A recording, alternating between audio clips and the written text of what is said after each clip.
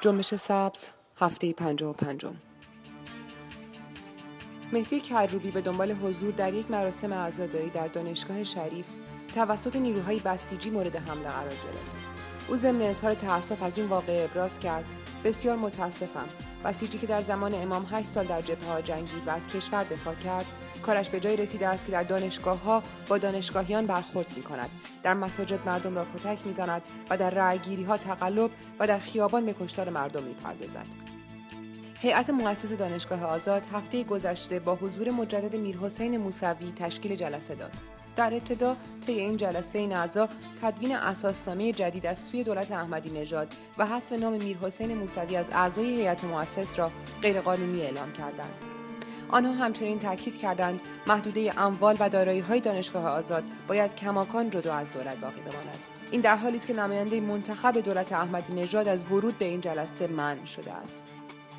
عده‌ای از کارمندان پالایشگاه نفت و آبادان که به تازگی از کار اخراج شدند، در اعتراض به بیکاری خود در مقابل درب اصلی این پالایشگاه تجمع کردند. نیروهای امنیتی برای پایان بخشیدن به این تجمع به این محل احضار شده و 2 نفر از تظاهر کنندگان را که قصد تصویربرداری از این تجمع را نیز داشتند دستگیر کردند. در این حال حدود 300 نفر از کارگران پارس متال نیز در مقابل دفتر ریاست جمهوری در اعتراض به تأخیر 5 ماهه در دریافت حقوق خود به اعتراض پرداختند. در هفته گذشته دادگاه عالی انقلاب زینب جلالیان فعال سیاسی کرد را به اتهام محاربه و همکاری با گروه‌های ضد دولتی به اعدام محکوم کرد. فعالان حقوق بشر کمپین‌هایی برای نجات زینب از مجازات اعدام را آغاز کردند، در حالی که وکیل او متذکر شده است زینب ممکن است هر لحظه به پای چوبه دار برده شود. در شهر رشت گشت ارشاد در اقدامی برای دستگیری دختری جوان به اتهام بدحجابی ابتدا با مقاومت خود دختر و مادر او و سپس با عکس‌العمل رهگذران و مردم عادی روبرو شد. عابران با دیدن این صحنه ضمن حمله به ماشین گشت ارشاد شیشه‌های این ماشین را شکسته و مأمورین نیز بالاجبار از این محل گریختند.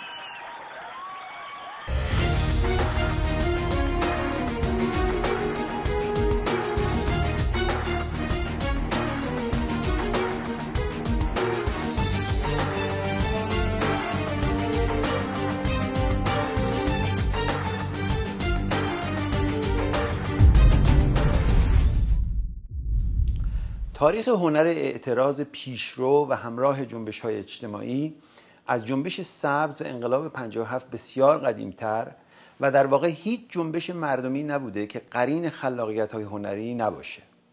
برای گفتگو درباره هنر اعتراض به طور کلی و رابطه هنر با سیاست به طور اخص در تاریخ معاصر ایران، ما خیلی خوشحالیم که آقای نیکزاد نجومی که از برجسته‌ترین هنرمندان معاصر ایرانی دعوت ما رو پذیرفته. آقای نجومی از قبل از انقلاب 57 یکی از صاحب سبک‌ترین هنرمندانیه که مسائل جاری سیاسی در هنرش هویداست و از شروع جنبش سبز هم کارهای هنری ایشون باعث تشویق و دلگرمی فعالان جنبش بوده. نیکزاد جان خیلی ممنون که دعوت ما رو پذیرفتی.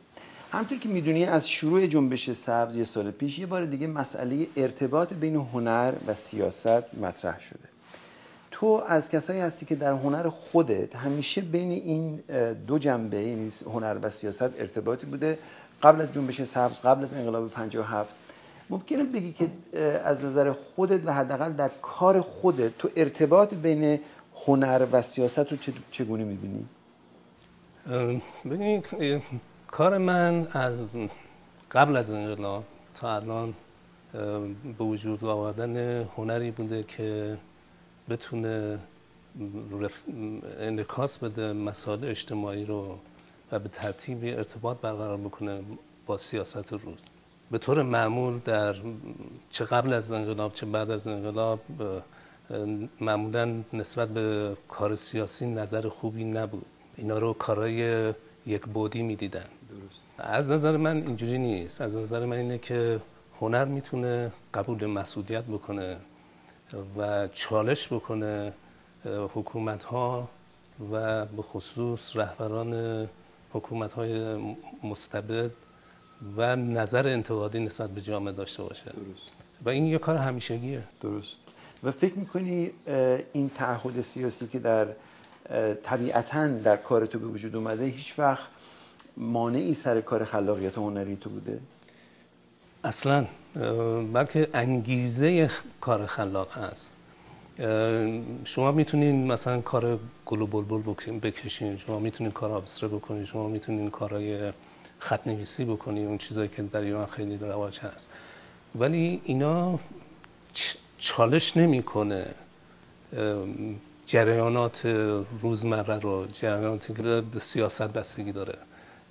و از اونجا هم که من یه انسانی هستم که هر انسانی آدم سیاسی هست، این دقیقاً ریفلکت میکنه، منعکس میکنه تمام این احساسات رو درون این نقاشی ها. حالا وقتی که از هنر ابستره صحبت میکنه، همونطور که میدونی آقای میرحسین موسوی نقاشه و کارهای ابستره میکنه. ارتباطی تو میبینی بین کار نقاشی ابستره‌اش و فعالیت‌های سیاسیش؟ چه فعالیت سیاسیش در صدر انقلاب، چه فعالیت‌های سیاسیش الان؟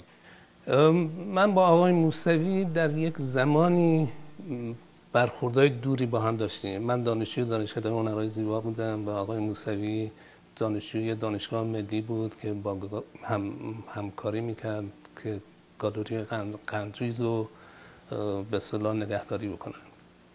در نتیجه آشنایی دوری باش دارم و با کاراش هم آشنایی دارم. همونجور که میدونی در هنر یک هنر معنوی هم وجود داره و فکر میکنم که آقای موسوی در اون مسیر کار هنری میکنه که بیشتر معنویت رو مطرح میکنه. حالا بذار از اون طرف قضیه نگاه بکنیم، یعنی نه فقط در هنری ابستره یا هنری که به قول تو جنبه معنوی داره، هنری که خودشو غیر سیاسی میدونه. به نظر تو اصلا هنر غیر سیاسی ممکنه؟ چجور ممکنه هنری غیر سیاسی باشه؟ ببین میتونه باشه. مثلا همین خط نوشته های ایرانی یا یه سبکی هست به اسم گل و بلبل، اینا نقاشی خیلی خوبی هم هستن، خیلی هم به جاست، مشکلی هم ندارن، ولی بی‌خاصیتن.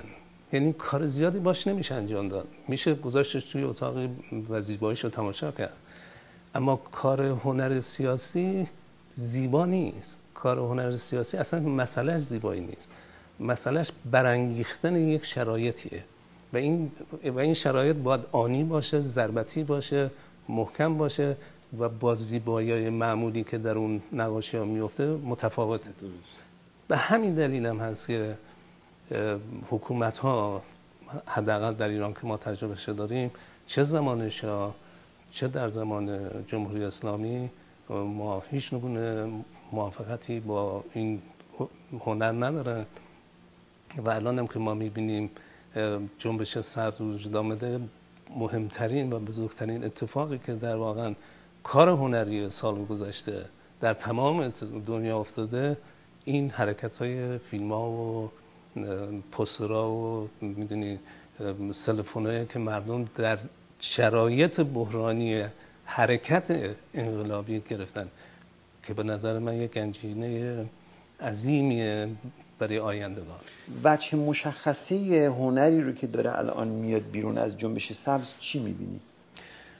ببین زمان انقلاب که من در ایران بودم فقط میشه گفت عکاسی بود که در حال رشد بود و میتونست منعکس بکنه این اتفاقات رو. خود منم تعداد زیادی نقاشی کشیدم در رابطه با انقلابی که داشت اتفاق میافتاد.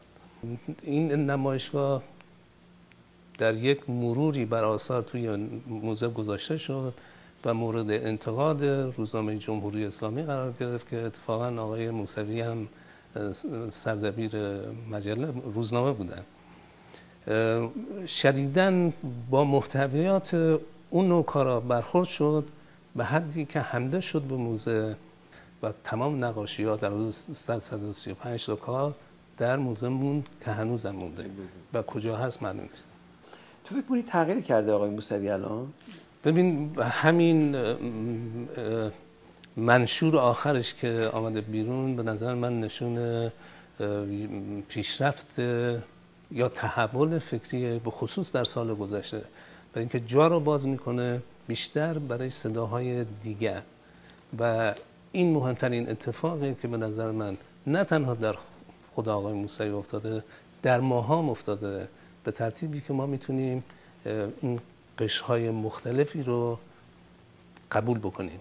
زمان انقلاب اینجوری نبود.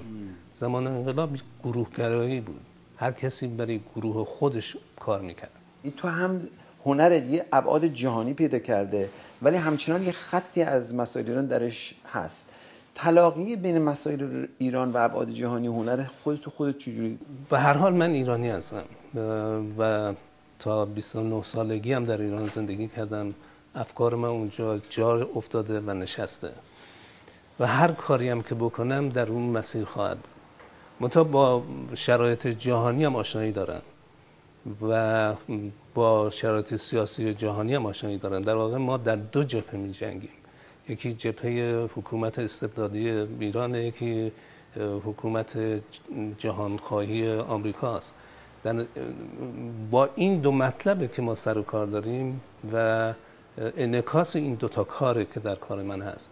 من زیاد متوجه به اصطلاح هویت ایرانی به شکلی که فرض کنیم یک المان گذشته تاریخی رو وارد نقاشی بکنیم خیلی میانه‌ای ندارم، بلکه مسئله اصلی من اینه که چطوری بشه این دوتا هدف رو ادغام کرد و با یک کار مشخص نشون داد.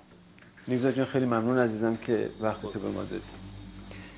ریشه های خلاقیت های هنری جنبش سبز رو در تجارب اجتماعی نسل جدیدی باید جستجو کرد که از پس یک انقلاب عظیم اجتماعی و یک جنگ خانمان برانداز 8 ساله و نیز زندگی روزمره در یک جامعه استبداد زده و یک رژیم تمامیت خواه روش‌های جدیدی رو برای بیان خواسته‌هاش رقم زد.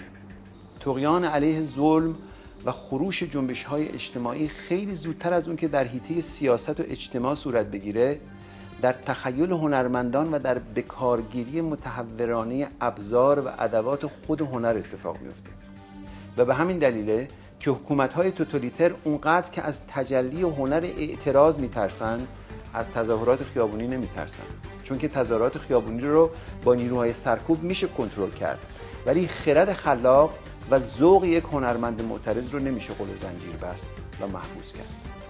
من حمید دباشی هستم از نیویورک. تا هفته سبز دیگه، خدا نگهدار.